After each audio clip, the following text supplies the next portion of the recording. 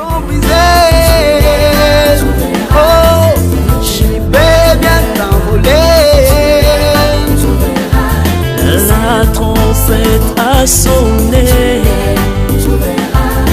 tes chaînes sont brisées. À le bas chez elle, tu peux t'envoler. Le chemin de la gloire, oh, Il est là devant toi. bye bye la dénomination. Bye bye la mondanité. Ok, peuple de Dieu, shalom, shalom. Encore une fois de plus, nous sommes très heureux d'avoir un nouveau numéro avec vous sur notre émission Kelelo et Betty. Dieu nous a fait grâce aujourd'hui, nous avons la présence d'un serviteur de Dieu que je vous invite à découvrir.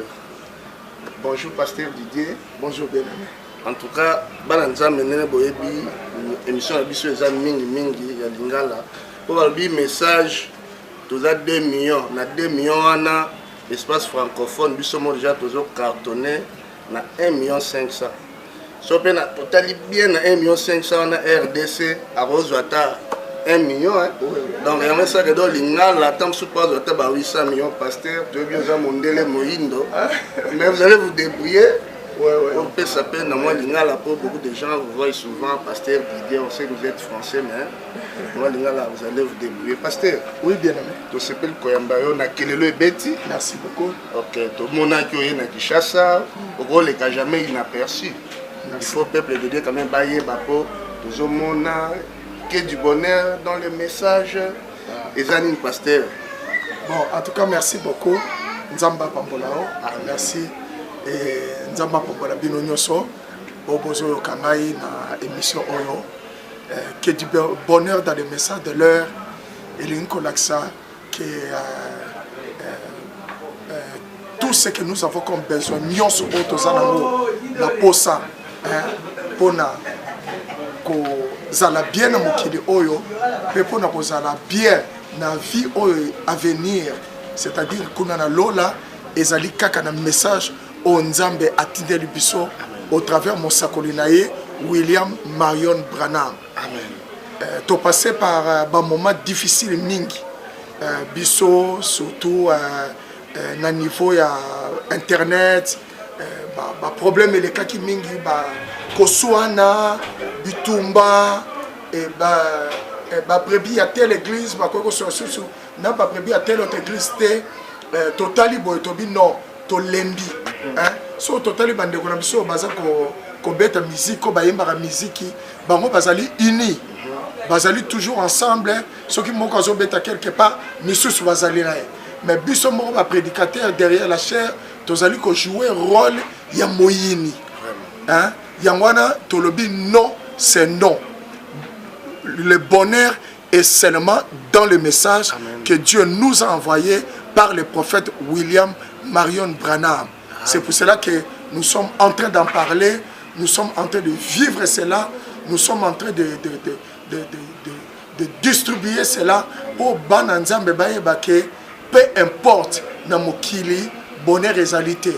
Nous avons besoin, libala, et ça n'a qu'à un message. Mbongo, et ça n'a qu'à un message. Olingo Somba Mutuka, et ça n'a qu'à un message. Donc, tout ce que nous avons comme besoin pour cette vie-ci et pour la vie à venir se trouve en Christ. Et Christ, c'est seulement le message Nzambe atindi au travers de Mosakonaye William Marion Branham. Libanda et liloba oyo bomo ezalité parce que diable a ko pesa olelo mais derrière ako betayo.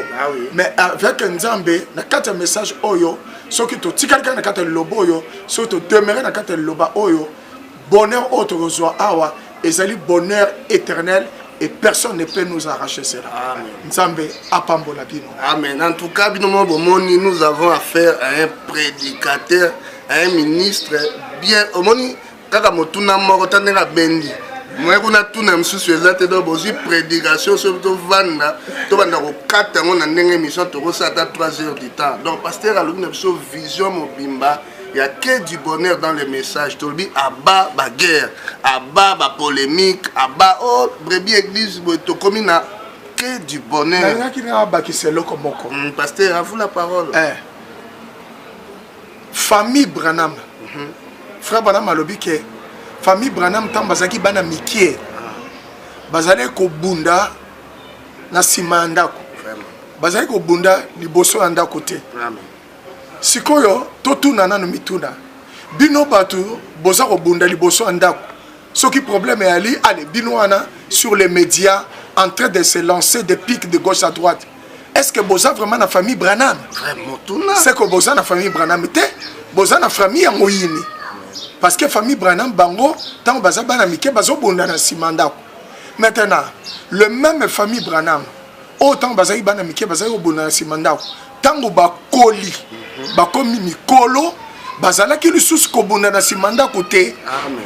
Bazalaki lisusu kobunda te soki problème e ali bazalaki kovanda autour ya mama na bango bazalaki kosolola. Siko to komi na âge ya adoption âge oyo ke nzambe alingi ke biso nyonso tozala ba mikolo to se comporter neti ba mikolo. Na âge d'adoption, batu babundaka te, batu baswanaka te, ezali âge ya maturité. Amen. Paul alobi ke tango nazalaki mwana mukie, nazalaki kosala makambo lokola mwana mukie. Mais tango nakomi mukolo, makambo nyonso oyo bomwana kobunda, koswana, kofingana, je fais disparaître makambo nyonso ya enfance. Na faire disparaître yango. Pourquoi? Parce que tu comme na âge d'adoption.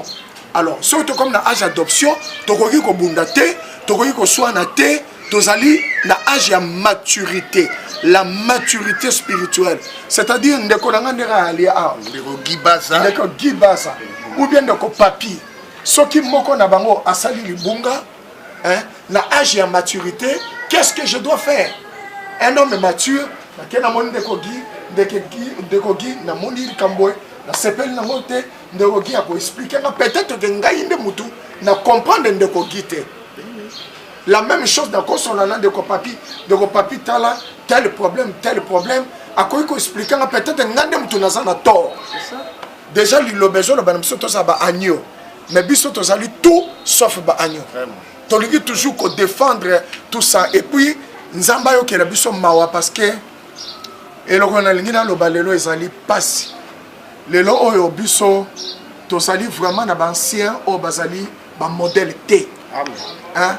Ancien on a ko tala kenabi ancien on a zali modèle azali ya tikalika na liloba azako marcher selon liloba azali ko vivre selon liloba eza pasi to ça na ba vraiment maté.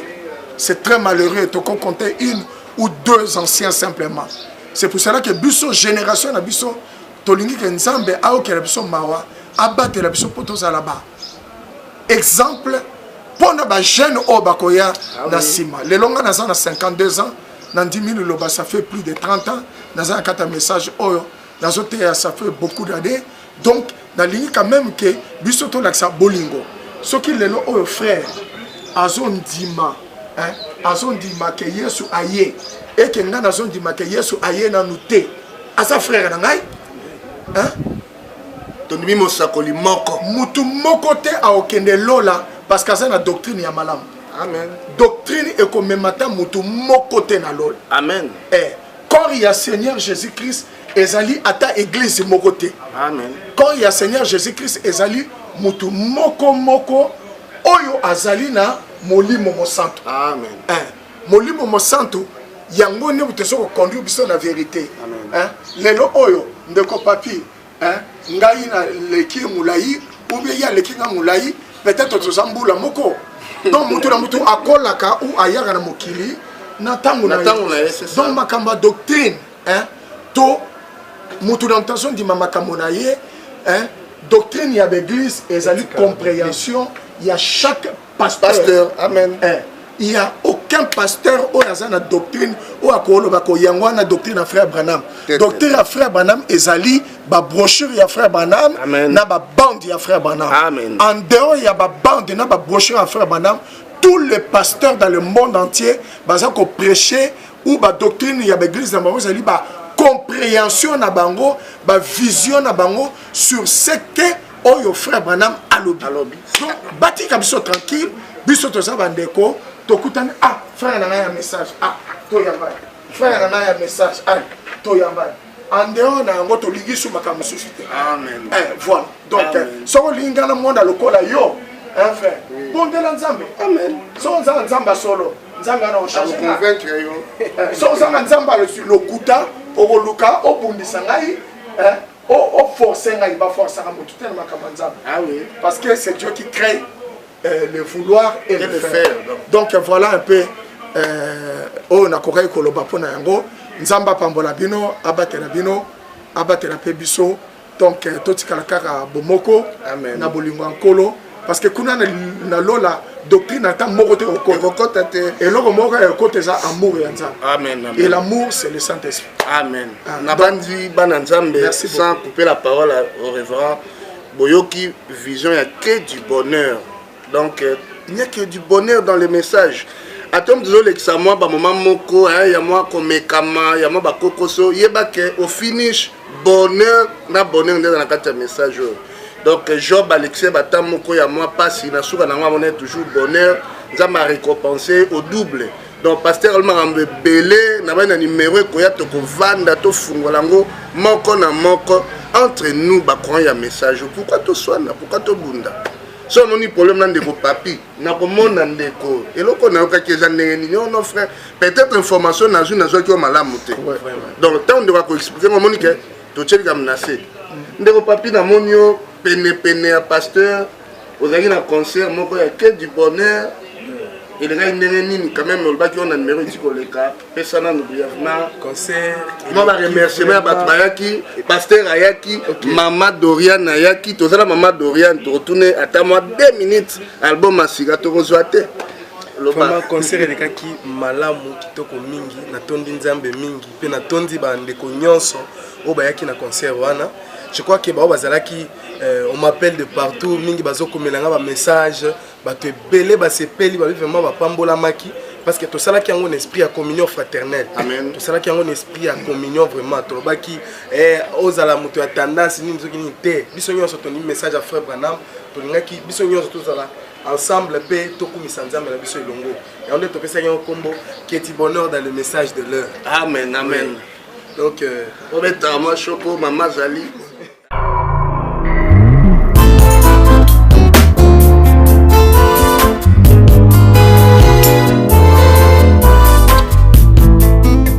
À pied levé, pasteur Didier a honoré Bisso, Azawa vraiment à 2 pas pour à Matapepo, à rejoindre la grande famille Europe Kuna.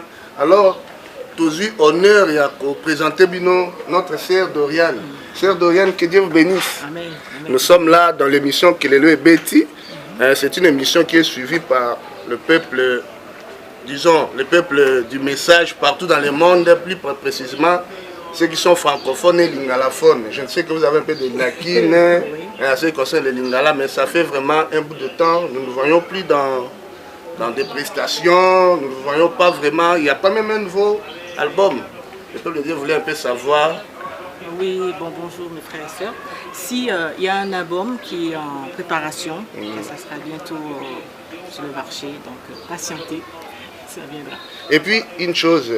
Nous attendons les DVD. L'ancien album là, le DVD, il n'y a pas vraiment de stock ici à Kinshasa. Est-ce que vous pouvez nous envoyer un lot là de DVD pour que le peuple de Dieu puisse en bénéficier? Donc, moi je sais qu'il y a un stock chez le frère Papy. Ce sont les audios. Les audios. On n'a que des audios. Bon, on va voir alors dès qu'on arrivera là-bas. Moi je suis là. Donc s'il y a un lot de DVD vous envoyez, il y a des églises au Tap Church. Papy est là, il peut toutefois distribuer. D'accord, on va s'en occuper. Ok, donc vous qui demandez les images de la sœur Doriane, elle nous promet qu'on va nous envoyer des DVD pour l'ancien album Impact d'amour. Donc c'est ce que nous dansons dans nos fêtes. Alors, sœur Doriane, moi, je suis lingala. Vous voyez déjà, elle a dit, hey, maman Nangai. Donc, Zambia Pabola Bino. Amen. Nalingi. Non? Voilà. Donc, je suis contente d'être ici, donc parmi vous, de voir le peuple de Dieu en Afrique, ça fait vraiment du bien, de rencontrer mes frères, mes soeurs dans le Seigneur, ça fait vraiment du bien. On a une grande famille et c'est vrai qu'il y a du bonheur que dans le message de Dieu. Amen. Alors, je crois, Bolandi, il n'y a que du bonheur dans le message. Sœur Dorian, dans un album, on va parler qui a sika. Moi, parler qui est zali. Je crois que extrait à prestation à Sœur Dorian, avant de pambate, soda tam la Jordan Mundu Kinae, pasteur Didier Tambolaki, donc passé par là, Bananzambe va bénéficier qui tout d'être biso, et c'est dans la atolia qui toko partout. Maman Dorian a presté qui na concert, il y a que du bonheur dans le message, je crois vraiment que le moi est belé, vous comprendre déjà rapport pasteur, le colombo de Jésus na Pepo, mais pasteur, nous avons été honorés par votre présence là, on a Kim d'abord, vous avez honoré Kelele Betty, les émissions Moro Vision, Moro Ezara même, et là on y a sur les Ranakine, les Kaina Persité. Babonné rompeka yango yo kalezala ki poto le gata boye oh non frère Branham a dit mais c'est quand même amen moutaro dans les États-Unis à rose à la wa publique pasteur Didier anyataki na kin donc merci beaucoup bien ami amen pasteur donc sœur Moukadi Naomi na Caroline du Nord je crois que c'est un frère Jérémy il m'a fait part ya causerie na binoto sepeli kitoko ba salutation na grand frère propre Koulou Tunanga Silva Kuala la bande comprendre des visions dans mon qui dans la katia bela mais au tigre du rocher n'habite pas na nini yo moko yebika au tigre maintenant il y a yon ndeko pour la pambola bino pasteur peut-être il y a un élément qu'on a oublié un peu de dire vous pouvez quand même rappeler au peuple de Dieu par rapport au pays à Yomoko pasteur paix former les à la caca donc bonheur à mon message donc biso te baka kalabino hein.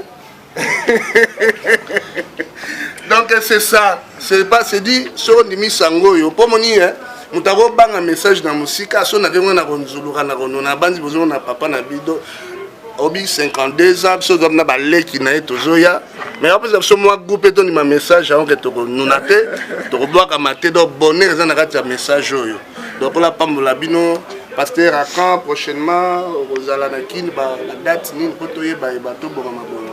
Bon, en tout cas, merci beaucoup, Nzamba Pambolabino. Donc, comme le frère vient de le dire, comme nous avons mentionné ici aussi, il y a du bonheur que dans le message de l'heure. En dehors du message, il n'y a pas du bonheur. Donc, si Dieu permet, on est là, on viendra toujours, on est chez nous. Voilà. Okay. On est bien avec les bénévoles. Vraiment. Que Dieu vous bénisse. Shalom. Shalom. Pour la Pambola Bino, Maman Dorian, la sœur Dorian vous dit Zambia Pambola Bino. Ah. Bonsoir tout le monde. Zambia Pambola Bino. Je veux chanter portes éternelles et le tout. Que le roi de gloire fasse son entrée.